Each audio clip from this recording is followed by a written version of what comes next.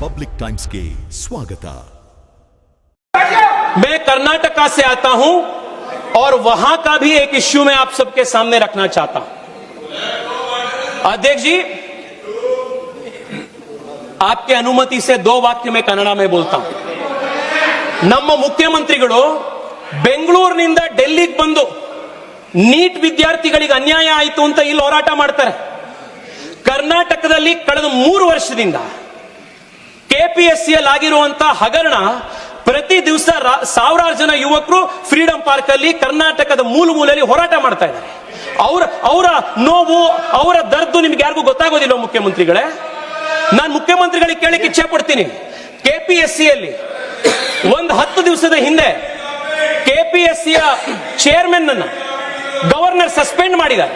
ಯಾಕೆ ಮಾಡಿದ್ರು?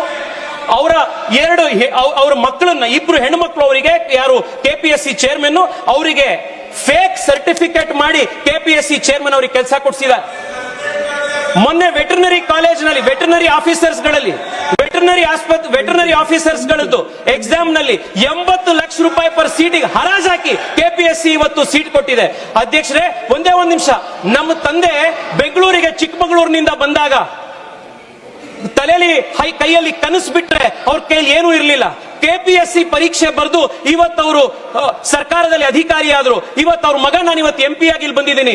ಎಷ್ಟೋ ಜನ ಕೆಪಿಎಸ್ಸಿ ಎಕ್ಸಾಮ್ ನಲ್ಲಿ ಫೇಲ್ ಆಗಿರುವಂತ, ಅನ್ಯಾಯಕ್ಕೊಳಗಾಗಿರುವಂತವರ ಧ್ವನಿಯಾಗಿರೋದು ನನ್ನ ಕರ್ತವ್ಯ। ನಾನು ಅದನ್ನ ಇವತ್ತು ಮಾತಾಡ್ತಾ ಇದ್ದೀನಿ। ಮುಖ್ಯಮಂತ್ರಿಗಳಿಗೆ ನಾನು ಕೇಳ್ತೀನಿ, ನ್ಯಾಯ ಅನ್ನೋದು 2 ವೇ ಸ್ಟ್ರೀಟ್। ಮುಖ್ಯಮಂತ್ರಿಗಳೇ, ಡೆಲ್ಲಿಲಿ ಬಂದು ನೀಟ್ ಪರೀಕ್ಷೆಯಲ್ಲಿ ನ್ಯಾಯ ನೀವು ಕೇಳ್ತೀರಿ ಅಂತಂದ್ರೆ ನಮ್ಮ ಕೆಪಿಎಸ್ಸಿ ಇರುವಂತಹ ಪರೀಕ್ಷೆ ಇರುವಂತ ಮಕ್ಕಳಿಗೂ ಕೊಡ್ಬೇಕು। मैं कर्नाटका से आता हूं और वहां का भी एक इश्यू मैं आप सबके सामने रखना चाहता हूं। अध्यक्ष जी, आपके अनुमति से 2 वाक्य मैं कन्नड़ में बोलता हूं। ನಮ್ಮ ಮುಖ್ಯಮಂತ್ರಿಗಳು ಬೆಂಗಳೂರಿನಿಂದ ಡೆಲ್ಲಿಗೆ ಬಂದು ನೀಟ್ ವಿದ್ಯಾರ್ಥಿಗಳಿಗೆ ಅನ್ಯಾಯ ಆಯಿತು ಅಂತ ಇಲ್ಲಿ ಹೋರಾಟ ಮಾಡ್ತಾರೆ। ಕರ್ನಾಟಕದಲ್ಲಿ ಕಳೆದ 3 ವರ್ಷದಿಂದ ಕೆಪಿಎಸ್ಸಿಯಲ್ಲಿ ಆಗಿರುವಂತಹ ಹಗರಣ ಪ್ರತಿ ದಿವಸ ಸಾವಿರಾರು ಜನ ಯುವಕರು ಫ್ರೀಡಂ ಪಾರ್ಕ್ ಅಲ್ಲಿ ಕರ್ನಾಟಕದ ಮೂಲೆಯಲ್ಲಿ ಹೋರಾಟ ಮಾಡ್ತಾ ಇದ್ದಾರೆ। ಅವರ ನೋವು, ಅವರ ದರ್ದು ನಿಮ್ಗೆ ಯಾರಿಗೂ ಗೊತ್ತಾಗೋದಿಲ್ಲ ಮುಖ್ಯಮಂತ್ರಿಗಳೇ।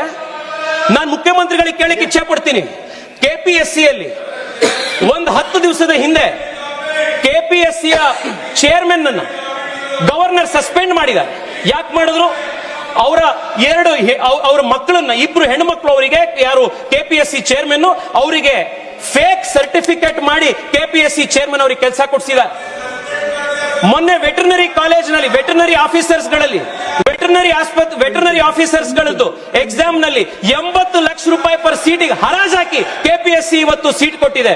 ಅಧ್ಯಕ್ಷರೇ, ಒಂದೇ ಒಂದು ನಿಮಿಷ, ನಮ್ಮ ತಂದೆ ಬೆಂಗಳೂರಿಗೆ ಚಿಕ್ಕಮಗಳೂರಿನಿಂದ ಬಂದಾಗ ತಲೆಯಲ್ಲಿ ಕೈಯಲ್ಲಿ ಕನಸು ಬಿಟ್ರೆ ಅವ್ರ ಕೈಯಲ್ಲಿ ಏನೂ ಇರಲಿಲ್ಲ। ಕೆಪಿಎಸ್ಸಿ ಪರೀಕ್ಷೆ ಬರೆದು ಇವತ್ತವರು ಸರ್ಕಾರದಲ್ಲಿ ಅಧಿಕಾರಿ ಆದ್ರು। ಇವತ್ತು ಅವ್ರ ಮಗ ನಾನು ಇವತ್ತು MP ಆಗಿ ಇಲ್ಲಿ ಬಂದಿದ್ದೀನಿ। ಎಷ್ಟೋ ಜನ ಕೆಪಿಎಸ್ಸಿ ಎಕ್ಸಾಮ್ ನಲ್ಲಿ ಫೇಲ್ ಆಗಿರುವಂತ, ಅನ್ಯಾಯಕ್ಕೊಳಗಾಗಿರುವಂತವರ ಧ್ವನಿಯಾಗಿರೋದು ನನ್ನ ಕರ್ತವ್ಯ।